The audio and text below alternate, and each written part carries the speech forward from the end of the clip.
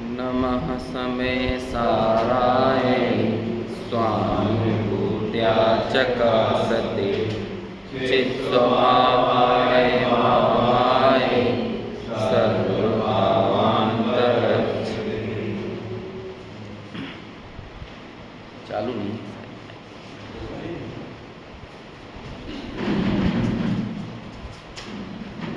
समयसार ग्रंथ की 121 से लेकर 125 नंबर की गाथाओं का विषय अब अपन को यहाँ शुरू करना है। कल गाथाओं का पाठ किया था और ये जो गाथाएं हैं, जैसा कि कल अपन ने चर्चा की थी कि बिल्कुल सेम टू सेम विषय जो पिछली 5 गाथाओं में अपन पुद्गल की मुख्यता से पढ़कर आए हैं, वही विषय यहाँ पर आचार्य कुंद जीव की मुख्यता से प्रस्तुत करेंगे। पिछली 5 गाथाओं में कह रहे थे पुद्गल का परिणमन स्वतंत्र है और पुद्गल को करने वाला जीव नहीं है। यहाँ पर कहेंगे जीव का परिणमन स्वतंत्र है और जीव के किसी भी परिणाम को करने वाला पुद्गल नहीं है। तो हमें लग सकता है अब एक ही तरह की बात दोबारा दोहराने की क्या ज़रूरत है, एक ही गाथा लिख देते और उस एक गाथा में ही ये कह देते कि जैसा हमने पुद्गल के संबंध में कहा है वैसा ही आप जीव के संबंध में लगा लेना। लेकिन जैसा अपन ने पहले भी कहा था कि अध्यात्म में पिष्ट पेशन नाम का कोई दोष होता नहीं है। और पहले ही जब हमने कलश पढ़ा था 110 गाथा के पहले शायद ये कलश आया था ना, संकीर्त्यते, कि अब यहाँ पर कर्म बंध का कर्ता कौन है इस बात का कीर्तन करते हैं। तो कीर्तन तो ऐसे ही चलता है, हरे राम हरे कृष्ण है ना। तो इसलिए जब आचार्य को दोहराव नहीं लग रहा तो हमें भी दोहराव नहीं लगना चाहिए। कमाल की बात यह है कि आचार्य कुंद ने तो हूबहू गाथाएं लिखी ही, अमृतचंद्र ने भी एकदम सेम टू सेम टीका लिखी, बस जीव के पुद्गल के स्थान पर जीव शब्द रख दिया। तो जो विषय हम पढ़ते हुए चले आ रहे हैं 5 गाथाओं में, उसको ही यहाँ पर एक तरह से दोहरा रहे हैं। पूर्व विषय का तो हमारा रिवीजन होगा ही, जितनी मेहनत हालांकि आचार्य कुंद ने और आचार्य अमृतचंद्र ने की है उतनी हम नहीं करेंगे। हमने क्योंकि पिछली गाथाओं में 3 दिन दे दिए हैं, तो ये 5 गाथाएं तो हम आज एक दिन में ही पूरा कर देंगे, क्योंकि पूर्ववत विषय ही यहाँ पर आएगा। और जैसा पहले की 5 गाथाओं में कहा था सांख्य मत का निराकरण कर रहे हैं, इन गाथाओं में भी वही है, सांख्य मत का निराकरण कर रहे हैं। बल्कि पिछली 5 गाथाओं से ज़्यादा अच्छे से ये 5 गाथाएं घटित होती हैं सांख्य मत के निराकरण में। सांख्यों के 25 तत्व होते हैं, जिसमें मुख्य 2 तत्व कहे हैं, प्रकृति और पुरुष। प्रकृति के ही 24 भेद हो जाते हैं, तो वो 24 भेद और पुरुष 1, इस तरह से 25 तत्व बनते हैं। अब वहाँ पर जो पुरुष है, मतलब जो चेतन है, उस चेतन को उन्होंने अपरिणामी कहा है, लेकिन हम यहाँ पर उस चेतन को स्वयं परिणमनशील सिद्ध कर रहे हैं। जो अपरिणामी होता है उसमें अशुद्ध होने की गुंजाइश नहीं होती, वो तो जैसा है शुद्ध शुद्ध ही रहेगा। लेकिन जैन शासन की स्यादवाद शैली ये कहती है कि नहीं, वो कथनचित शुद्ध है और कथनचित अशुद्ध है। अब यहाँ कथनचित का अभिप्राय है कि यदि आप उसे द्रव्य दृष्टि से देखोगे तो वो शुद्ध है, लेकिन चूंकि वो परिणमन धर्मा है, परिणमनशीलता भी उसका स्वभाव है और उसके उस परिणमन में अशुद्धता भी परिलक्षित होती है। तो जब हम उस अशुद्धता से तन्मय द्रव्य को देखते हैं तो वही अशुद्ध निश्चय न से अशुद्ध कहने में आता है। और इन 5 गाथाओं का जब निष्कर्ष निकलेगा तो वो भी ऐसा ही निकलने वाला है। हम सुनकर थोड़े से अचंभित हो सकते हैं कि ये क्या कह रहे हैं। समय सार की शैली तो हम इस तरह सुनने के आदी हैं कि आत्मा में क्रोध का कोई किसी तरह का प्रवेश नहीं है, क्रोध के प्रदेश भिन्न हैं और आत्मा के प्रदेश भिन्न हैं। हमारी ये शैली सुनने की आदत है ना। तो अब आपको थोड़ा सा अचरज इस मायने में होगा कि इन 5 गाथाओं का निष्कर्ष इस तरह से निकलेगा, क्रोधोपयोगी आत्मा क्रोध है। क्या कह रहे हैं? क्रोध से अभिन्न कर दिया आत्मा को। मानोपयोगी आत्मा मान है, मायोपयोगी आत्मा माया है और लोभोपयोगी आत्मा लोभ है। लोक में भी हम ऐसा प्रयोग करते हैं, कोई आदमी बहुत गुस्सैल प्रकृति का हो तो हम कह देते हैं भैया वो आग है, उससे बात मत करो। तो वो आग है क्या? लेकिन हमने कैसे उसके क्रोध को आग की उपमा देकर हमने साक्षात उस व्यक्ति को क्या कह दिया? वो आग ही है। अमृतचंद्र ने भी प्रयोग किए हैं। 137 नंबर का एक कलश है, पहले भी शायद कभी उसका जिक्र आया है कि जब ये कह देते हैं वो है ना, ते यतोद्यापि पापा, वो आज भी पाप है। कौन पाप है? जो आत्मा और अनात्मा के अवगम से रहित है और ये कहता घूमता है कि मैं सम्यक दृष्टि हूँ, मैं सम्यक दृष्टि हूँ, मैं सम्यक दृष्टि हूँ। तो ऐसे उस निश्चयाभासी जीव के लिए क्या संज्ञा दी है? पापी नहीं, बल्कि क्या है वो साक्षात पाप है, ऐसा कहा। तो ऐसे ही यहाँ पर इसी शैली का कुछ प्रयोग है कि जब क्रोध से आत्मा को अभिन्न सिद्ध कर दिया तो क्या कह दिया? वो क्रोध। अच्छा, ये कहने की क्यों जरूरत पड़ी? क्योंकि हम हमारे विकार रूप परिणमन के लिए निमित्तों को दोष देना बंद करें। पिछली गाथाओं में तो कहा था जो कर्म हो रहे हैं ना, वो कर्म जीव नहीं कर रहा, बल्कि पुद्गल अपनी योग्यता से कर्म रूप परिणत हो रहे हैं। और अब यहाँ पर सिद्ध करेंगे कि जो क्रोध नाम का विकार है ना, उसे भी कर्म नहीं कर रहे हैं, बल्कि जीव स्वयं अपनी योग्यता से क्रोध रूप परिणत हो रहा है। ये स्वतंत्रता की उद्घोषणा करना है। जब पहले इस तरह की चर्चाएं चलती थीं तो कह देते थे ये तो प्रवचन सार की शैली है, लेकिन प्रवचन सार में ही नहीं है, ये समय सार भी कहता है। क्रोधोपयोगी आत्मा क्रोध है। 9वें नंबर की गाथा है प्रवचन सार में कि शुद्धोपयोग से युक्त जो है वो शुद्ध है, अशुभोपयोग से युक्त जो है वो अशुभ है। आत्मा नहीं, वो अशुभ है, मतलब आत्मा को ही अशुभता से एक मेक कर दिया, एक रूप कर दिया। और जो शुभोपयोग से युक्त है वो कौन है? वो शुभ है। तो ऐसा सुनने में आता है, जब आत्मा को क्रोध से अभिन्न कर दिया तो ये तरह की शैली तो किसकी है? प्रवचन सार की है। ऐसा नहीं, यहाँ पे भी ये बात सिद्ध करते हैं कि वो आत्मा का विकार रूप परिणमन आत्मा की अपनी स्वतंत्र योग्यता है। और यदि आप ऐसा नहीं मानोगे तो आप उसे अपरिणामी मान लोगे पूरी तरह से। तो अपरिणामी मानने पर सांख्य मत का प्रसंग खड़ा होगा कि जैसे सांख्य मत वाले उसे परिणमन धर्म नहीं मानते पुरुष को, ऐसे ही हम लोगों को भी परिणमन नाम के धर्म से रहित आत्मा को मानना पड़ेगा। और यदि उसे परिणमन धर्म से रहित मानोगे तो जैसे पुद्गल की चर्चा करते हुए कहा था कि यदि पुद्गल स्वयं कर्म रूप नहीं परिणमे तो संसार के अभाव का प्रसंग खड़ा हो जाएगा, ऐसे ही आत्मा भी विकार रूप नहीं परिणमे तब भी संसार के अभाव का प्रसंग खड़ा हो जाएगा। ये सब धीरे धीरे मैं आपसे बोल रहा हूँ ताकि हम दोनों ही प्रकरणों में एक कनेक्टिविटी बिठा सकें, है ना। बहुत अचरज होता है ये स्यादवाद शैली। पहले भी कहा है कि भैया पतले सूत पे चलने के जैसे है, पतली रस्सी पे नहीं बल्कि पतले सूत, एकदम पतला सूत का धागा होता है ना, उस हम नापते थे पहले कई चीज़ों को, 2 सूत है, 3 सूत है, किसी चीज़ की मोटाई नापने के लिए सूत से नापते थे। तो ऐसे ये इतनी पतली धारा है कि हमें लगेगा कि कहीं तो कहते हैं कि क्रोध क्रोध में है और उपयोग उपयोग में है, और अभी कह रहे हैं कि वो उपयोग जो क्रोध परिणत है ना, वही कौन है? वही क्रोध है। तो कोई घबराने की ज़रूरत नहीं है, हमें बहुत ईमानदारी के साथ, ईमानदार चित्त के साथ जिनवाणी को समझने की ज़रूरत है। और पहले भी कहा था बुद्धि की यहाँ पर आवश्यकता नहीं है, विशुद्धि की आवश्यकता है।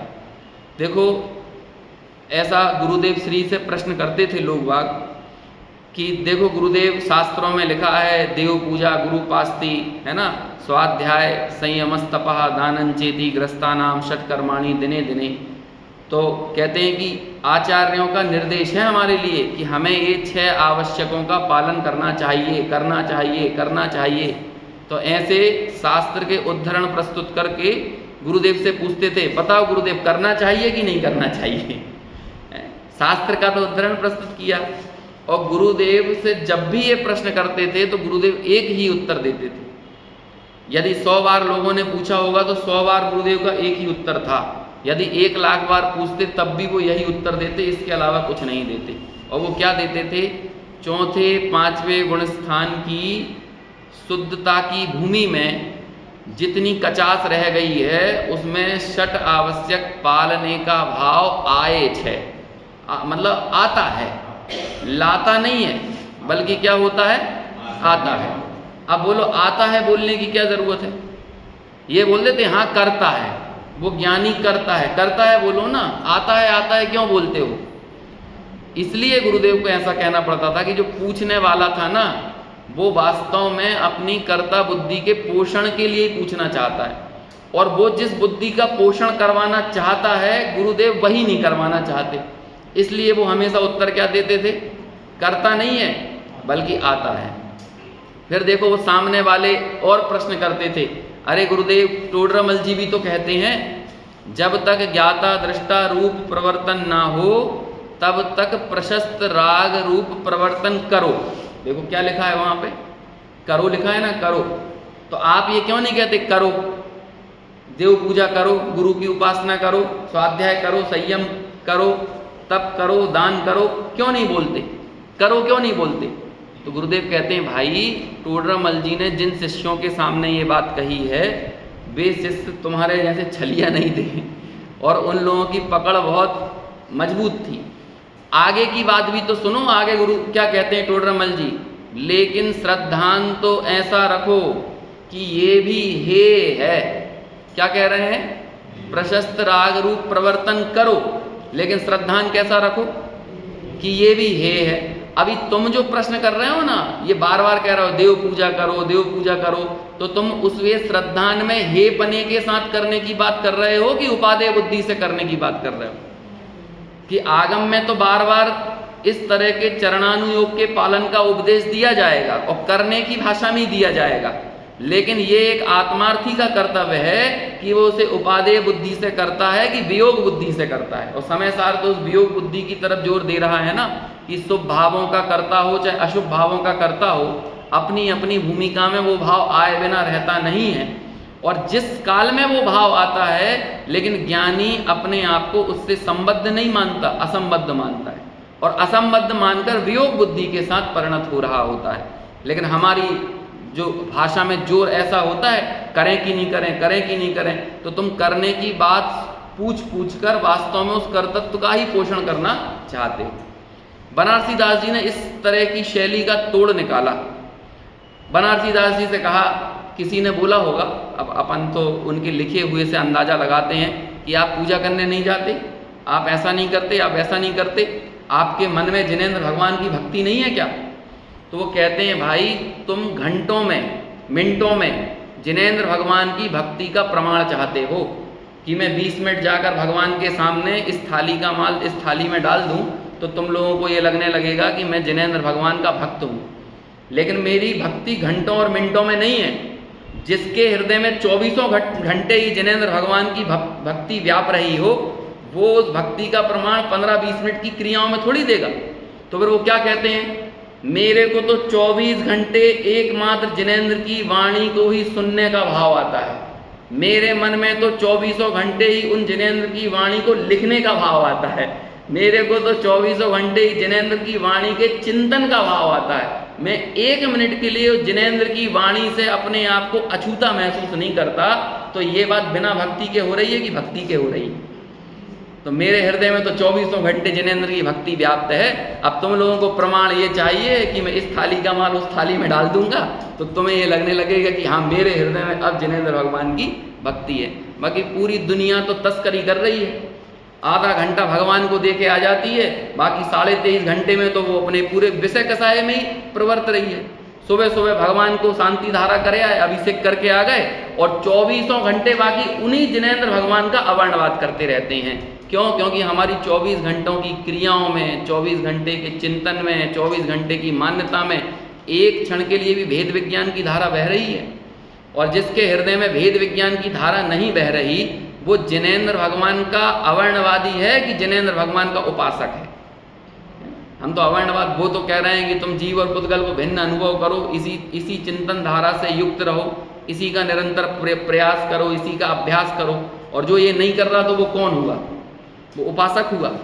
और जो ये नहीं दिख रहा किसी क्रिया विशेष को करते हुए, लेकिन भेद विज्ञान की अविच्छिन्न धारा जिसके हृदय में निरंतर बह रही है, तो वो जिनेंद्र भगवान का उपासक है कि अनुपासक है। एक बच्चा कहीं बाहर पढ़ाई करके अपने गांव वापस लौटा, है ना, और पहले के समय तो पूरा परिवार आओ भगत में पहुंच जाता था, गांव पहुंच जाता था किसी बाहर से पढ़ाई करके आने वाले की, तो पूरा गांव समझ लो उसके स्वागत में उमड़ कर आ गया, कोई बड़ा एग्जाम निकाल कर आया था। लेकिन माँ नहीं आई उसकी। क्यों नहीं आई? माँ बना रही थी पकवान, माँ उसका बिस्तर लगा रही थी, माँ उसके कमरे की सफाई कर रही थी, है ना, उसके लिए ये 56 प्रकार के उसकी पसंद के भोज्य पदार्थ बना रही थी कि इतने दिन से इसने नहीं खाया होगा। तो बैंड बाजा लेके पूरा गांव पहुंचा, लेकिन माँ नहीं पहुंचा। अब वो बच्चा आके अपनी माँ से लड़ रहा है, पूरे गांव को तो मेरी महिमा है, लेकिन तुम्हारे हृदय में बिल्कुल महिमा नहीं है।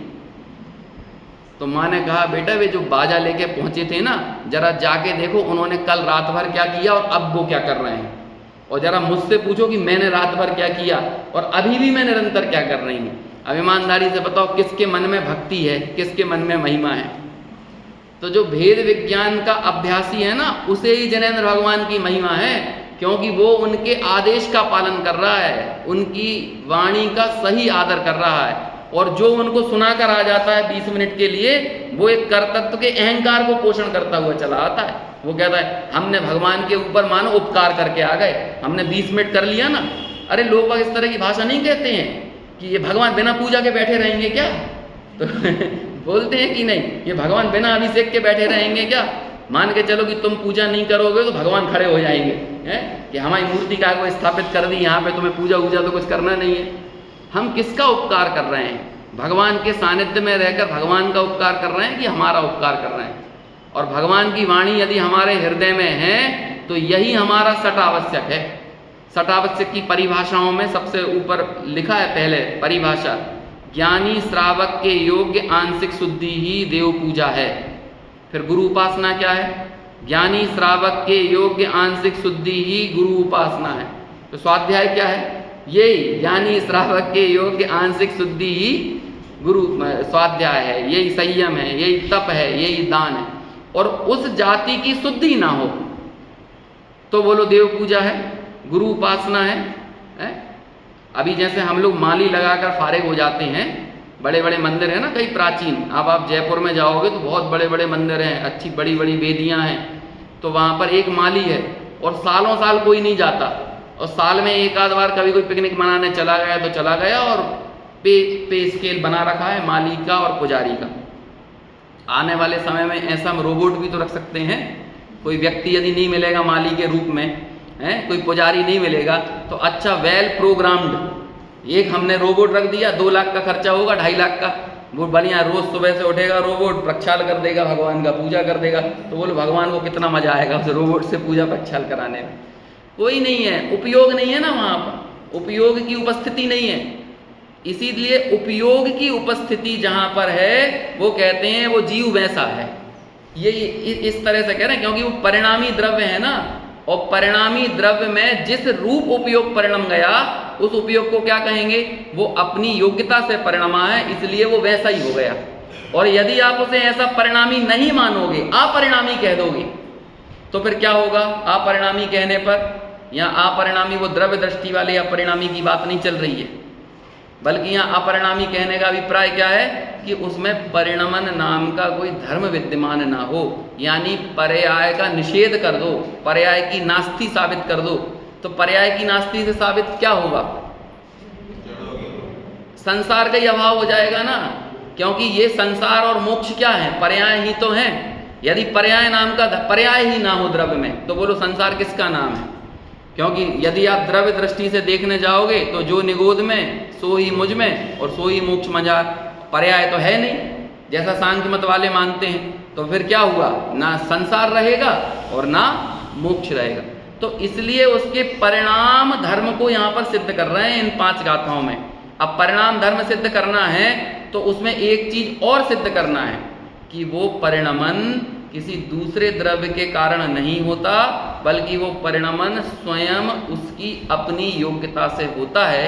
ये द्रव्य का अपना स्वभाव है और स्वभाव को पर के हस्तक्षेप की जरूरत नहीं होती, और जो पर के हस्तक्षेप से हो वो स्वभाव नहीं होता है।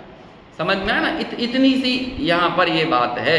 इसलिए उस परिणमन धर्म को सिद्ध करते हुए कहते हैं वो क्रोध रूप परिणत आत्मा अपनी योग्यता से हुआ है। इसलिए जब वो क्रोध रूप परिणत हुआ है, उस पर्याय से अभिन्न जब द्रव्य को देखोगे तो वो कौन है? साक्षात क्रोध है।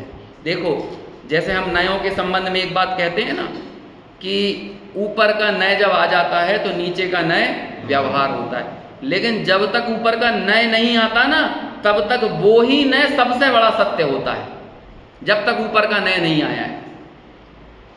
भगवान का महावीर की काया 7 हाथ की थी, ये 100% सत्य बात है। कब तक? जब तक कि इससे ऊपर का नय नहीं आया। 100% सत्य है कि नहीं? और जब आप प्रथमानुयोग के शास्त्र में ये कथन पढ़ोगे तो झूठ मानकर पढ़ोगे कि सच मानकर पढ़ोगे? इसे सच मानकर ही तो पढ़ना पड़ेगा ना। आप फिर वहां पे नय वय नहीं लगाओगे, वहां पर उस कथन को उस विवक्षा में 100% सत्य कहोगे। राजा ऋषभ देव के पुत्र का नाम बाहुबली था, भरत था। 100% सत्य है कि 50% है कि 20% है? कितना परसेंट है? जब तक ऊपर का नय नहीं है तब तक 100% है। नेमिनाथ भगवान का समोसरण इतने योजन का था, 100% है कि 20% है, 25%? कितना है? ऐसा ही है ये, जब तक ऊपर का नय नहीं है। इसलिए जब हम अशुद्ध निश्चय से बात कर रहे हैं तो वो कितने परसेंट सत्य है? 100% है, जब तक ऊपर का नहीं है। इसलिए आपने ये कथन तो सुना होगा, सम्यक दर्शन परिणत आत्मा सम्यक दर्शन है। सम्यक दृष्टि नहीं, सम्यक दर्शन ही है। सम्यक ज्ञान परिणत आत्मा सम्यक ज्ञान है, सम्यक चारित्र परिणत आत्मा सम्यक चारित्र है। लेकिन अब ये समय सार की ये शैली भी देखो, क्रोध परिणत आत्मा कौन है? क्रोध है। अब बोलो इसमें क्या समस्या खड़ी हो रही है? जब तक अशुद्ध निश्चय न है तब तक यही सबसे, और ये सारी की सारी बातें वस्तु स्वातंत्र की उद्घोषणा के लिए कही जा रही है, हमें ये बताने के लिए कि हम अपने विकार का कर्ता भी जहां तहां निमित्तों को मानने की भूल बाहर निकाल दें कि यदि वो विकार हुआ, क्योंकि वो विकार हो ही इसलिए रहा है क्योंकि हम बाहर देख रहे हैं। यदि बाहर नहीं देखेंगे तो क्या होगा? विकार का सद्भाव नहीं रहेगा। संयोगों को देखने का नाम ही विकार है, संयोगाधीन दृष्टि का नाम ही विकार रूप परिणति है। और जो संयोगाधीन नहीं है, स्वाधीन है, स्वभाव के अधीन है, वो क्या है? वो निर्विकार दशा का नाम है। लेकिन कहते हैं वो विकार हो अथवा निर्विकार हो, ये दोनों परिणमन में आने वाली बीच की अवस्थाएं हैं। परिणमन में जो विकार और निर्विकार दिख रहा है वो जीव का स्वभाव नहीं है, बल्कि परिणमन करते रहना जीव का स्वभाव। समझ में आया ना? कल तीसरे दिन हम इस बात को दोहरा रहे हैं, हमें प्रवाह में गंदगी नहीं देखना बल्कि प्रवाह को देखना है। और प्रवाह धर्म है, नदी का धर्म प्रवाह है, नदी का धर्म उसका विकार या उसका अविकार अवस्था नहीं।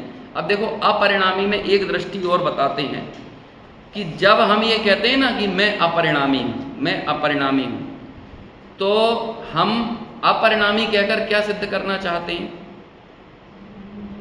हम ऐसा बताना चाहते हैं कहीं ना कहीं कि वो पर्याय से निरपेक्ष हो गया। पर्याय को मत देखो, अपरिणामी को देखो। लेकिन जब आप जरूरत से ज़्यादा अपरिणामी अपरिणामी अपरिणामी बोलते हो ना, तब भी आपकी दृष्टि द्रव्य पे नहीं है बल्कि पर्याय पर ही है। देखो कैसे? क्योंकि अपरिणामी पर्याय को याद करके ही कहा जाता है। पर्याय को याद करके ही तो जैसे कि कहो कि एक स्त्री ने किसी पुरुष से तीसरे व्यक्ति का परिचय कराया, तो कहा कि ये फलाने फलाने हैं और ये मेरे पति नहीं है। तो आपको बोलो क्या क्या किसकी तरफ आपका जोर है? जैसे परिणामी ये कहने में पर्याय की सापेक्षता है, वैसे ही अपरिणामी ये कहने में भी पर्याय की ही सापेक्षता है। और यदि आपको कहीं ये लगने लगा कि परिणामी कहने में तो पर्याय दृष्टि हो गई और अपरिणामी कहने में द्रव्य दृष्टि हो गई, तो झूठी बात है। क्योंकि अपरिणामी कहने में भी तुम्हें याद कौन आ रहा है? जैसे पति कहो या अपति कहो, दोनों में ही पत्नी की अपेक्षा है ना? पुत्र कहो या अपुत्र कहो, दोनों में ही माता की अपेक्षा है। ऐसे ही परिणामी कहो या अपरिणामी कहो, दोनों में काय की अपेक्षा है? पर्याय की अपेक्षा है। अब किसी व्यक्ति ने इस बात पर ध्यान केंद्रित किया, दृष्टि के विषयभूत आत्मा को लक्ष्य में लेना है, और क्या रटने जुट जाए वो, मैं अपरिणामी हूँ, मैं अपरिणामी हूँ, मैं अपरिणामी हूँ, तो बोलो कितना उस एकत्व व्यक्त आत्मा को वो अनुभव में लेके आ पा रहा है, उसका लक्ष्य तो कहाँ है। ये तो ठीक वैसी बात हो गई कि ध्यान करने बैठो तो बंदर की याद मत करना। अब वो काय को याद कर रहा है मुझे बंदर को याद नहीं करना है, मुझे बंदर को याद नहीं करना है, मुझे बंदर को याद नहीं करना है, तो बोलो वो किसको याद कर रहा है। ऐसे ही हमने ये सुन लिया ना, पर्याय को दृष्टि में नहीं लाना, पर्याय को मान के चलो, पर्याय की यदि मुंह से विचार कर लिया या दिमाग में पर्याय की बात आ गई तो कोई बहुत बड़ा पाप हो गया। ऐसे थोड़ी आत्मा का श्रद्धान होता है। तो हमने पहले कुछ पर्याय दृष्टि के शब्द रटे हुए थे, अब हमने कुछ द्रव्य दृष्टि के शब्द रट लिए और हम उनको लेकर यहाँ पर आ गए, मैं निर्विकल्प हूँ, मैं निर्विकल्प हूँ, मैं निर्विकल्प हूँ। तो तुम्हारा ध्यान काहे पे जा रहा है, विकल्प पे ही तो जा रहा है, क्योंकि विकल्प की सापेक्षता का नाम ही निर्विकल्पता है, पर्याय की सापेक्षता का नाम ही अपरिणामी है। ये बात क्यों समझ में नहीं आती। अब इतनी क्या कहें, ये विलक्षण चीज है द्रव्य दृष्टि इतनी विलक्षण चीज है। किसी पत्नी से पूछो कि वो पति के प्रति कैसे श्रद्धावंत है, किन किन नयों का प्रयोग करके वो अपने पति के प्रति श्रद्धावंत है। अभी कोई ये कहने लगे कि मैं तुम्हारे से इसलिए प्रीति रखती हूँ क्योंकि तुम घर के सबसे बड़े पुत्र हो, तो इसलिए यदि बड़े पुत्र की अपेक्षा से वो प्रीति रखे तो हम उसे कहेंगे कि ये तो गलत प्रीति है। और फिर वो इसी बात को नास्ती में प्रयोग करने लगे, मैं तुमसे इसलिए प्रीति रखती हूँ कि मैं बिल्कुल निरपेक्षता के साथ तुमसे प्रीति रखती हूँ, मुझे इससे कोई लेना देना नहीं है कि तुम छोटे पुत्र हो कि बड़े पुत्र हो, कि तुम 5 लाख कमाते हो कि 10 लाख कमाते हो, तुम तो जैसे हो मैं तुम्हें वैसे प्रीति रखती हूँ। अब ये बात बार बार बोलने की जरूरत पड़ेगी क्या? अरे प्रीति रखती है तो प्रीति रखती है, श्रद्धावंत है तो श्रद्धावंत है, उसमें इस बात का कोई भी दरकार नहीं है कि तुम क्या हो क्या नहीं, उसकी दृष्टि में ही नहीं है, वो समझ लो उसके लक्ष्य में ही नहीं है। वस्तु में वो गुणधर्म होने के बावजूद भी लक्ष्य में नहीं होना। इसी तरह अपरिणामी जिस विवक्षा से आत्मा को कहा जाता है, यदि इसके बाद भी आप बारंबार उस अपरिणामी पर ही ज्यादा दृष्टि दे रहे हो, मैं अपरिणामी, मैं अपरिणामी, मैं अपरिणामी, तो हमने कौन सा धर्म मुख्य किया? उसकी परिणमनशीलता को मुख्य किया, यानी पर्याय को मुख्य किया, या फिर उसके पर्याय से निरपेक्ष द्रव्य स्वभाव को मुख्य किया? जितनी जितनी बातें हैं, जितने जितने शब्द हैं, वास्तव में इन शब्दों की उलझनों में उलझने की जरूरत नहीं है, बल्कि लक्ष्य में जिस तरफ आचार्य हमारी दृष्टि लेकर जाना चाह रहे हैं, जिस द्रव्य की तरफ, जिस अखंड द्रव्य की तरफ, वो हमारी श्रद्धा का विषय बनना चाहिए। और ये श्रद्धा का विषय कैसे बनेगा? अब इसका ये पूरा प्रकरण चल रहा है कि देखो ज्ञान की धारा उठेगी, इसे उठाना पड़ता नहीं है, आपके निरंतर ज्ञान उठता है। ज्ञान की उठने वाली जो तरंगें हैं, ये किसी बाहरी जबरदस्ती जोर लगाने से नहीं उठती, ये उठती ही है। अब देखो इन ज्ञान की धाराओं का डायरेक्शन तय करेगा कि हमारा ज्ञान सम्यक ज्ञान की दिशा में प्रवाहित हो रहा है या मिथ्या ज्ञान है। अब कैसे? ज्ञान की ये तरंग उठी और ज्ञान की तरंग उठकर तुरंत किस तरफ गई? किसी संयोग की तरफ, किसी निमित्त की तरफ, या किसी ना किसी कर्ता भोक्ता पने के भाव की तरफ, पर द्रव्य के कर्तृत्व की तरफ या पर द्रव्य के भोक्तृत्व की तरफ। अब हमने उसी ज्ञान में ये निर्णय किया है कि पर द्रव्य का कर्तृत्व, पर द्रव्य के भोक्तृत्व, ये सारी बातें एकदम मिथ्या हैं, बेमानी हैं, क्योंकि प्रत्येक द्रव्य का परिणमन अपने अपने में स्वतंत्र रीति से वर्त रहा है। जब ये बात हमारे ज्ञान में एकदम नक्की है, निर्णीत है, तो ज्ञान की धारा तो उठेगी, वो उठाने की जरूरत नहीं है, लेकिन वो ज्ञान की धारा उठने के बाद पराधीन नहीं होगी, बल्कि वो स्वाधीन पने से एकमात्र ज्ञाता दृष्टा रूप प्रवर्तेगी। और ये जो ज्ञाता दृष्टा रूप प्रवर्तन है, ये ज्ञान की सम्यक ज्ञानमय धारा है, और जितना जितना पराधीन परिणमन है, उतना उतना मिथ्या ज्ञानमय धारा है। तो अभी ऐसा ही हुआ कि हमारे ज्ञान की धारा उठी और उस ज्ञान में मान के चलो क्रोध है, तो आचार्य क्या कह रहे हैं? इस क्रोध के लिए भी तुम्हें परद्रव्य को देखने की जरूरत नहीं है, बल्कि क्या मानना है ये क्रोध जो ज्ञान में दिख रहा है ना, ये उसका अपना परिणमन है। इस क्रोध के लिए भी बाहर दृष्टि देने की कोई आवश्यकता नहीं है। अब जब हमारी दृष्टि बाहर नहीं गई तो अगले समय के ज्ञान में वो क्रोध नहीं रहेगा, ज्ञान रह जाएगा। क्रोध नहीं रहेगा, मान नहीं रहेगा, ज्ञान रह जाएगा। लेकिन यदि वो मान अपनी अस्थि के लिए पर के अवलंबन की मोहताजगी रखेगा कि ये मान मुझे इसलिए हुआ है क्योंकि किसी न किसी पर द्रव्य का या कर्म का निमित्त है, यदि आपको ऐसा लगेगा तो अगले समय वो पराधीन वृत्ति आपके मान की संतति को और आगे बढ़ाएगी, उसे मान से रहित नहीं बना पाएगी। और होना क्या चाहिए, आप एक बार विचार तो करो। जो गुणस्थान चढ़ने वाले मुनिराज हैं, जैसे मान के चलो 6ठे 7वें गुणस्थान में हैं, अभी संजुलन कषाय का उनके उदय वर्त रहा है। संजुलन कषाय, अब यहाँ इस गाथा के संदर्भ में देखो तो संजुलन कषाय परिणत आत्मा संजुलन है, ये हम कह सकते हैं ना। जो परिणत है तो उसी रूप होगा। अब वो ज्ञान की धारा, जिस ज्ञान में अभी संजुलन कषाय मिश्रित है, अब उन मुनिराजों की दृष्टि किस तरफ है। उस संजुलन कषाय का जो उदय वर्त रहा है, उस संजुलन कषाय के लिए वो किसे जिम्मेदार मानते हैं और उनका दायित्व क्या है कि उन्हें कहाँ देखना चाहिए, उनकी दृष्टि में क्या होना चाहिए। क्या वो कर्म को देखने चले जाएंगे मुनिराज? लेकिन अब वो देखो ज्ञान की धारा तो उठ रही है, उसे उठाना पड़ता नहीं है, जोर नहीं लगाना पड़ता ज्ञान के लिए। अब ये ज्ञान की जो धारा उठी, लेकिन यदि ये ज्ञान की धारा कर्म को देखने चली जाएगी तो कहते हैं उनका 6वां 7वां गुण स्थान भी नहीं रहेगा, श्रेणी चढ़ने की बात तो बहुत दूर की है। अब क्या हुआ, ज्ञान में संजुलन नहीं है, लेकिन कहने में भी ऐसे ही आ रहा है, क्योंकि जो उपयोग संजुलन कषाय से परिणत है वो स्वयं क्या है, वो स्वयं संजुलन है। कहने में तो ऐसे ही आएगा ना कि हाँ संजुलन ही हो गया वो उपयोग। अब वो जो ज्ञान की पर्याय उठी, जो संजुलन कषाय मिश्रित है, उस काल में कहते हैं संजुलन तो एक पड़ाव मात्र है। ज्ञान अपने प्रवाह में परिणमनशील है, निरंतर आगे बढ़ रहा है। मेरा लक्ष्य तो उस परिणमन स्वभाव में, यानी उस ज्ञान की अविरल धारा में स्थित होना, ये मेरा दायित्व है, क्योंकि वो ज्ञान मेरा अंश है। और ये पर्याय विशेष में आया हुआ राग, पर्याय विशेष में आया हुआ क्रोध, ये एक तट है। मैं तट पर ठहरूं या प्रवाह के साथ आगे बढ़ जाऊं, ये मेरी जिम्मेदारी है। मेरी जिम्मेदारी क्या होना चाहिए, मुनिराजों को क्या लग रहा है उसमें, वो उस प्रवाह के साथ अपने एकत्व को स्थापित करें या तट को पकड़कर बैठ जाएं। वो पर्याय का विकार एक तट है, जिस तट पर वो गंगा अभी निकल रही है तो हम उसे कह देते हैं ये गंगा उस तट की है, लेकिन गंगा उस तट की नहीं है।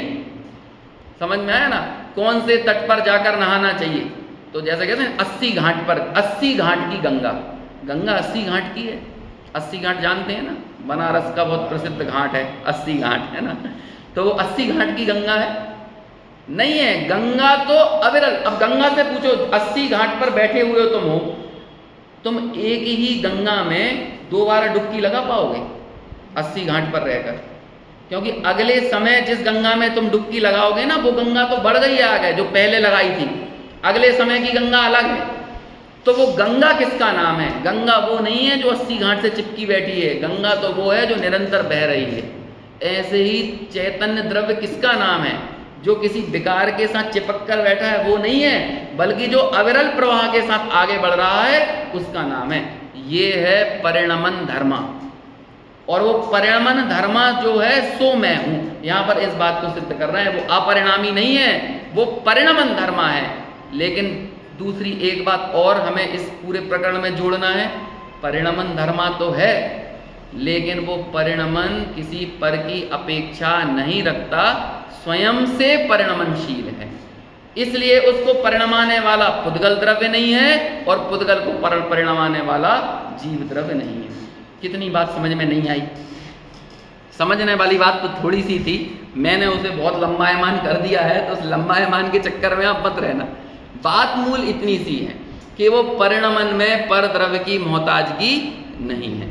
और यही ये 5 गाथाएं हमारे सामने इस विषय को रख रही हैं। देखो अभी अपन उन 5 गाथाओं का थोड़ा सा एक बार अवगाहन करते हैं, उनका अर्थ देखते हैं।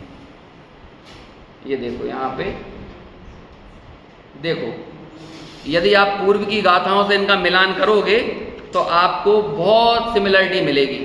आप देखो, एक नंबर पेज पीछे जाके देखो 196 पे, जीवेण स्वयं बद्धम ण स्वयं परिणमति कम भावेण।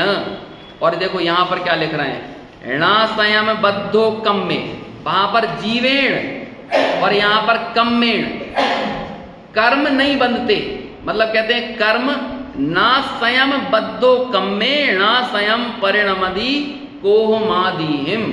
वहां पर कह रहे थे कि जीव ने कर्म को नहीं परिणमाया, और यहाँ कह रहे हैं कि उन कर्मों ने जीव को नहीं परिणमाया।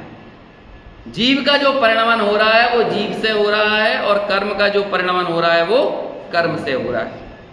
यदि एस तुझ जीवो अपरिणामी तथा होदी, यदि तुम ऐसा कहो कि कर्मों ने जीव को परिणमाया है, कर्मों ने जीव को क्रोधादि रूप किया है, तो क्या कहा जाएगा कि जीव अपने स्वयं के परिणमन धर्म से रहित है, ये बात सिद्ध हो जाएगी, यानी वो अपरिणामी कहलाने लगेगा। लेकिन सच्चाई क्या है, अपरिणमन्तमि स्वयं जीवे कोहादि एहि भावेहिम संसारस्य अभावो पसज्जदे संख समाओवा।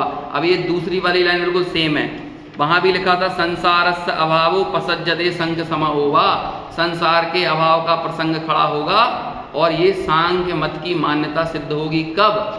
वहां कहा था कम्मय्य वग्गणासूया, यदि वर्गणाएं स्वयं कर्म रूप अपने से परिणमित ना हो तो पुद्गल जो है यानी कर्म जो है वो अपरिणामी सिद्ध होंगे, और कर्मों के अपरिणामी सिद्ध होने पर भी संसार का अभाव हो जाएगा, और जीव के अपरिणामी सिद्ध होने पर भी संसार के अभाव का प्रसंग खड़ा होगा। मान के चलो पुद्गल कर्म रूप ना हो तो आपको संसारी कौन बनाएगा? संसार मतलब संसार कैसे रहेगा? संसार कहते ही इस अपेक्षा से है ना, कर्म की अस्ति सो संसार और कर्म की नास्ति सो मोक्ष। तो वो पुद्गल के अपने परिणमन से कर्म रूप हुआ है पुद्गल, और यहाँ पर कह रहे हैं कि जीव भी अपने ही परिणमन से संसार रूप अवस्था को पाया है, क्रोधादि रूप अवस्था रूप परिणत हुआ है। यदि जीव क्रोध रूप परिणत ना हो तो भी संसार ना रहे, और पुद्गल कर्म रूप परिणत ना हो तो भी संसार ना हो। अब ये दोनों आपस में समझ लो परस्पर निमित्त नैमित्तिक संबंध से दोनों की काल प्रत्याशक्ति ऐसी बनती है कि यहाँ तो क्रोध का परिणमन हो रहा है, क्रोध रूप विकार का, और यहाँ पर द्रव्य कर्म का परिणमन वैसा चल रहा है। तो दोनों पुद्गल का पुद्गल में और जीव का जीव में, लेकिन दोनों की काल प्रत्याशक्ति जब बन गई तो इससे ही खड़ा हो जाता है पूरा का पूरा संसार। समझ में आया? और ऐसा वहां पर नहीं चलता, सांख्य मत में नहीं चलता। सांख्य मत में तो क्या कहते हैं, एक ब्रह्म है, सदा स्वतंत्र है, सदा शुद्ध है, और बस उसी का ये विभिन्न रूप हमको माया के रूप में संसार में नजर आ रहा है। वास्तव में ये कुछ है नहीं, सिर्फ तुम लोगों का भ्रम है ना। मतलब इसके एग्जिस्टेंस को ऐसे नकारा गया है जैसे कि स्वप्नों की कोई सत्ता नहीं होती, ऐसे ये संसार में जो कुछ भी दिख रहा है इसकी कोई सत्ता नहीं है। देखो फिर आगे, पोगल कम्मम को हो जीवम परिणाम एदि को हतम तम स्वयं परिणमंतम कहमणु परिणाम यदि को हो, है ना। हिंदी अनुवाद देखते हैं इसका, प्राकृत से अपन अर्थ करते जाएंगे तो टाइम भी लगेगा। देखो यहाँ पर 123 नंबर, यदि परिणमावे कर्म जड़ क्रोधादि में इस जीव को पर परिणमावे किस तरह वह अपरिणामी वस्तु को। यदि आपने कह दिया कि वो अपरिणामी है तो फिर बोलो कोई भी कर्म किसी अपरिणामी द्रव्य का परिणमन आखिर कैसे कर सकता है? यदि वो खुद परिणमन होने योग्य नहीं हो तो कौन परिणमन करेगा? इसका मतलब परिणमन योग्य उसका अपना स्वभाव है, सिर्फ निमित्त आ जाता है उन कर्मों के ऊपर, लेकिन उसने किया नहीं है, हुआ वो अपने से परिणमन किया है। यदि स्वयं ही क्रोधादि में परिणमित हो यह आत्मा, मिथ्या रही यह बात उसको परिणमावे कर्म जड़। और यदि आप कहते हो कि क्रोध रूप आत्मा स्वयं परिणमित हुआ है तो आपकी ये बात मिथ्या सिद्ध होती है कि उसे जड़ कर्मों ने क्रोध रूप परिणत किया। देखो दोनों तर्क अभी टीका में भी आएंगे कि बोलो परिणमन होने का धर्म जीव का है कि नहीं है, परिणमनशीलता जीव में है कि नहीं है, उत्तर दो। जैसा उत्तर हमने वहां पर मांगा था वैसे उत्तर आपको यहाँ देना है। यदि आप कहोगे कि परिणमन धर्म नहीं है, तो जो परिणमन धर्म नहीं है जिसके अंदर, उसको क्या कोई कर्म क्रोध रूप कर सकता है? और यदि वो परिणमन धर्म से युक्त है तो जो स्वयं से ही परिणमनशील हो रहा है उसे क्रोध ने परिणमित किया, ये बात भी मिथ्या साबित होती है।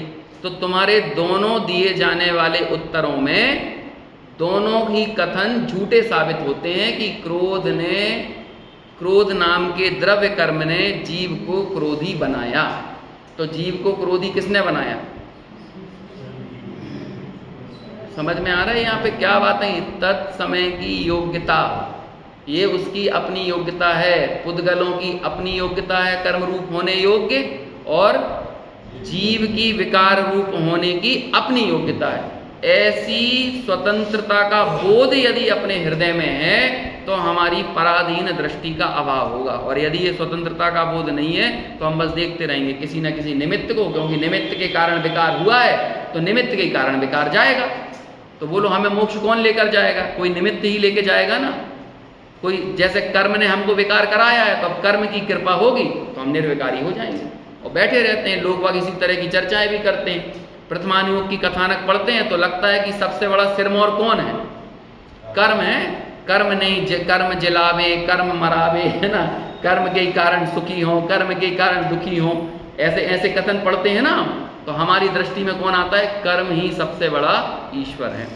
एक दिन अपन ने बहुत पहले ये बात कही थी कि जो कर्म को कर्ता मानता है वो ईश्वर कर्तृत्व की मान्यता वाले ग्रहित मिथ्या दृष्टि से भी बड़ी उल्टी मान्यता रखने वाला है। जो लोग ये कहते हैं ना कि ईश्वर की मर्जी के बगैर पत्ता नहीं हिलता, और जैन लोग क्या कहते हैं? कर्म की मर्जी के बगैर पत्ता नहीं हिलता। तो वो सब लोग बहुत दिमाग वाले हैं जो कहते हैं ईश्वर की मर्जी के बगैर पत्ता नहीं हिलता, क्योंकि ईश्वर कम से कम चेतन तो है। उन्होंने अपनी बागडोर चेतन के हाथ में दे रखी है, और हम जैनियों ने अपनी बागडोर अचेतन के हाथ में दे रखी है। तो बोलो मूर्ख कौन हुआ? यूपीएससी में प्रश्न आता है ये, और यूपीएससी की जो दृष्टि है ना, यूपीएससी मतलब दुनिया वालों ने जैन धर्म को जिस तरह से देखा है वो इसी दृष्टि से देखा है कि जैनियों के यहाँ सर्वे सर्वा कौन? कर्म। और अन्य मतों में सर्वे सर्वा कौन? ईश्वर। लेकिन दोनों ही स्थिति में हमने अपनी बागडोर किसी ना किसी को तो दे रखी है ना। लेकिन वो लोग समझदार हैं, कम से कम उन्होंने शंकर जी जो महापरम पिता के हाथ में दिया हुआ है, गॉड के हाथ में दिया है, तो कम से कम गॉड तो already he is a all wise. All wise यानी होता है सर्वगुण संपन्न। कम से कम उन्होंने सर्वगुण संपन्न के हाथ में अपनी सत्ता दी है, और हमने तो जिसमें ज्ञान नहीं, चेत है, दर्शन नहीं, सुख नहीं, वीर नहीं, कोई दिमाग नहीं, कोई किसी तरह का सोचने विचारने की सामर्थ्य नहीं, ऐसे कर्म के हाथ में अपनी सारी की सारी प्रोग्रामिंग दे रखी है। तो वो लोग समझदार कौन हुआ? तो बस ये निषेध कर रहे हैं कि तुम्हें विकार कर्म ने नहीं कराया है, बल्कि तुम्हारा विकार रूप परिणमन अपनी स्वतंत्र की योग्यता से हुआ है। और जब आप इस स्वतंत्रता को मानते हो तब ही हमें स्वयंभू का सिद्धांत समझ में आएगा। हम कह देते हैं ना, बच्चों को पढ़ाते हैं ये विश्व किसने बनाया, तो उत्तर होता है स्वयं सिद्ध है, स्वयं सिद्ध है। तो स्वयं सिद्ध कब? पहले तो एक एक द्रव्य की सत्ता को स्वयं सिद्ध मानना पड़ेगा ना, तब तो उन द्रव्यों के समूह को स्वयं सिद्ध मानना पड़ेगा। और जब आप एक द्रव्य को ही किसी ना किसी का गुलाम मान लोगे तो फिर पूरे विश्व को स्वयं सिद्ध कैसे सिद्ध करके बताओगे? बस सारा का सारा जो हमारा न्याय शास्त्र है ना, इसी शैली में चलता है। चलो खैर, अभी अपन जल्दी से इसकी टीका पढ़ लेते हैं, फिर हमारा 5 दिन का गैप होगा, है ना, उसके बाद आपसे मुलाकात होगी। क्रोधोपयोगी क्रोध है, मानोपयोगी मान है, मायोपयोगी माया है, लोभोपयोगी लोभ है, यानी लोभ परिणत उपयोग लोभ है, माया परिणत उपयोग माया है, क्रोध परिणत उपयोग क्रोध है। ये सब यहाँ पर कहा जा रहा है। देखो पेज, अगला पेज निकालिए, पेज नंबर 201, टीका बिल्कुल सेम टू सेम टीका, पिछली गाथा की टीका जैसी थी 5 गाथाओं की, वैसी की वैसी इन 5 गाथाओं की टीका है। बस वहां पर जहां पर पुद्गल प्रयोग किया था वहां पर जीव रख दिया, और जहां जीव प्रयोग किया था वहां पर पुद्गल या कर्म को रख दिया है। यदि जीव कर्म में स्वयं न बंधता हुआ क्रोधादि भाव से स्वयमेव नहीं परिणमता हो तो वह वास्तव में अपरिणामी ही सिद्ध होगा। देखो पीछे वाले पेज पर यहां पर लिखा यदि जीव कर्म में स्वयं ना बंधता हुआ, और वहां पर लिखा था यदि पुद्गल द्रव्य जीव में स्वयं ना बंधता हुआ, कर्म भाव से स्वयमेव नहीं परिणमता हो, ये पीछे लिखा था। और यहां पर लिखा था क्रोधादि भाव से स्वयमेव नहीं परिणमता। अब यहां पे कंफ्यूज नहीं होना, क्रोधादि भाव जीव का विकार और कर्म ये द्रव्य कर्म यानी पुद्गल का परिणाम। आपको पहले अंतर बताया था, बंध दो प्रकार का, भावबंध जीव और द्रव्य बंध पुद्गल। भाव संबर जीव और द्रव्य संबर पुद्गल। समझ में आया? तो पिछली गाथा में कह रहे थे कर्म, द्रव्य कर्म की बात थी, और यहां पर उस विकार की बात हो रही है जिस विकार रूप जीव स्वयं परिणमित हुआ है। बहुत आराम से धैर्य से एक दो बार पढ़ना आप इसे। मुझे मालूम है कि मैं अभी जितना बोल रहा हूँ वो सारी चीज़ें है ना नहीं बैठ रही होंगी। अनुशीलन पढ़ना, 2-4 बार पढ़ना, 5 दिन का टाइम है, बाहर बढ़िया पानी गिर रहा है, ज़्यादा कुछ करने धरने को है नहीं, तो अच्छे से अपना स्वाध्याय करो, दिन घंटा 1.5 घंटा इसके साथ बिताओ, तो पूरा विषय पूरा कॉन्सेप्ट क्लियर हो जाएगा। क्योंकि 126 गाथा से पूरी धारा बदल जाने वाली है। फिर तो कहेंगे कि शुद्ध भाव ज्ञानी के सब भाव शुद्ध हैं और अज्ञानी के सब भाव अशुद्ध। ऐसी पूरी धारा बदल जाएगी 126वीं गाथा से। जब हम दोबारा यहाँ पर मिलेंगे तब आपको ये लगेगा कि ज्ञानी ने जो तुम्हें लपाड़ा मारा है ना ये शुद्ध भाव है और अज्ञानी ने जो पूजा करी है ना वो अशुद्ध भाव है। ऐसा है, अज्ञानी के सब भाव अशुद्ध हैं। ज्ञानी मजे से एकदम चाव से रसमलाई खा रहा है, फुल्की बड़े और डोसा इडली खा रहा है, तो कहते हैं शुद्ध भाव है ये। लेकिन अज्ञानी बैठ के भक्ति कर रहा है वो क्या है? अशुद्ध भाव है। और उदाहरण इतना कॉमन देंगे बिल्कुल जो बच्चे को समझ में जाए कि सोने से बनने वाले सारे आभूषण स्वर्णमय होते हैं और लोहे से बनने वाले सारे आभूषण लोहमय होते हैं। तो एकदम अलग धारा चलेगी। इस विषय को यहाँ पर स्वतंत्रता की उद्घोषणा करने के बाद इस विषय का यहीं उपसंहार कर देंगे। इसलिए आराम से इस विषय को पिछली 10-15 गाथा जो हमने पढ़ी हैं बारंबार आप अनुशीलन से घोंटना तो वो विषय पूरा समझ में आ जाएगा। देखो आगे जल्दी पढ़ देते हैं। यदि वास्तव में वो अपरिणामी सिद्ध होगा, यानी जीव कर्म में स्वयं ना बंधे और क्रोधादि भाव स्वयं नहीं परिणमे, तो वह वास्तव में अपरिणामी सिद्ध होगा। ऐसा होने से संसार का अभाव होगा। यदि यहाँ यह तर्क उपस्थित किया जाए कि बिल्कुल वही तर्क जो पहले दिया था, पुद्गल कर्म जो क्रोधादिक हैं वह जीव को क्रोधादि भाव रूप परिणमाता है, इसलिए संसार का अभाव नहीं होता। तो उसका निराकरण 2 पक्ष लेकर इस प्रकार किया जाता है। क्या है वो पक्ष? कि पुद्गल कर्म क्रोधादिक है, वह स्वयं अपरिणमते हुए जीव को क्रोधादि रूप परिणमाता है या स्वयं परिणमते हुए?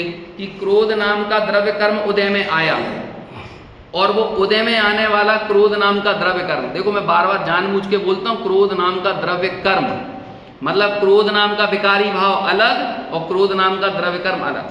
तो क्रोध नाम का द्रव्य कर्म उदय में आया और उसने आपको क्रोधी बना दिया। तो फिर प्रश्न क्या कर रहे हैं कि नहीं परिणमने वाले को क्रोधी बनाया कि परिणमने वाले को क्रोधी बनाया? यदि आप कहोगे कि ये परिणमन नहीं करेगा, अपरिणामी है, तो अपरिणामी को ये क्रोध नाम का द्रव्य कर्म कैसे क्रोधी बनाएगा? और यदि आप ये कहोगे कि परिणमनशील है, स्वयं से परिणमनशील है, तो स्वयं से परिणमनशील जो आत्मा था वो क्रोध रूप विकार से स्वयं परिणत हुआ, उसमें भी इस क्रोध नाम के द्रव्य कर्म ने कुछ नहीं किया, है ना। यदि प्रथम स्वयं अपरिणमते हुए को पर के द्वारा नहीं परिणमाया जा सकता, क्योंकि जो शक्ति स्वतः ना हो, यानी जो खुद ही परिणमन नहीं कर सके, उसे अन्य कोई कैसे कर सकता है? और स्वयं परिणमते हुए को तो अन्य परिणमाने वाले की अपेक्षा नहीं होती। जो स्वयं से ही परिणमनशील है उसे कोई और क्यों परिणमाएगा? क्योंकि वस्तु की शक्तियां पर की अपेक्षा नहीं रखती। इस प्रकार तुम्हारे दोनों ही पक्ष असत्य हैं। इसलिए जीव परिणमन स्वभाव वाला स्वयमेव हो।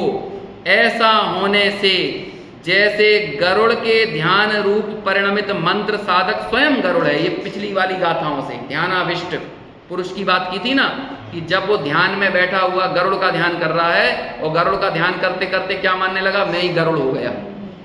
तो वो अपनी योग्यता से हुआ है, उसे किसी दूसरे ने नहीं करा, बना दिया। इसी प्रकार अज्ञान स्वभाव वाले, कौन? अज्ञान स्वभाव वाले क्रोधादि रूप जिसका उपयोग परिणमित हुआ है, जिसने उपयोग में अपने क्रोध रूप अपनी अवस्था मान रखी है, ऐसा जीव ही स्वयं क्रोधादि है। इस प्रकार जीव का परिणाम स्वभावत्व सिद्ध हुआ। वहां पर पुद्गल का परिणाम स्वभावत्व सिद्ध किया था और यहाँ पर जीव का परिणाम स्वभावत्व सिद्ध हुआ।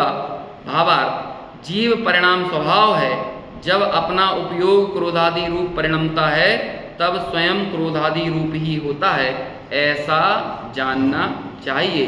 अब कमाल की बात है, जैसा 64वां कलश लिखा था ना, वैसा ही 65वां कलश भी लिखा है, लेकिन इसकी चर्चा अपन सोमवार को करेंगे, ताकि इस 65वें कलश के निमित्त से पिछला प्रकरण रिवाइज हो जाएगा और अगले नए प्रकरण की तरफ हम जंप करके एक इसी कर्ता कर्म अधिकार के वक्त अंतिम 15-20 गाथाएं बची, तो इस पूरे प्रकरण का उपसंहार करके कहेंगे कि तुम्हारी कर्ता कर्म की मान्यता निकली कि नहीं निकली, और यदि निकल गई हो तो फिर अपने उपयोग को उपयोग में स्थित करके ज्ञाता भाव को पुष्ट करो, कर्ता भाव का सर्वथा परिहार करो।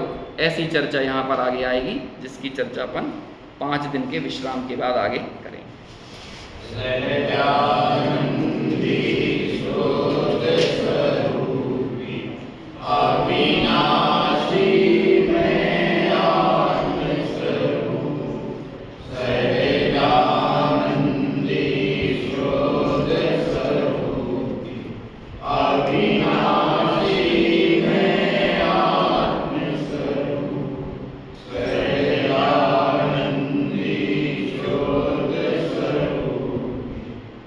Amen.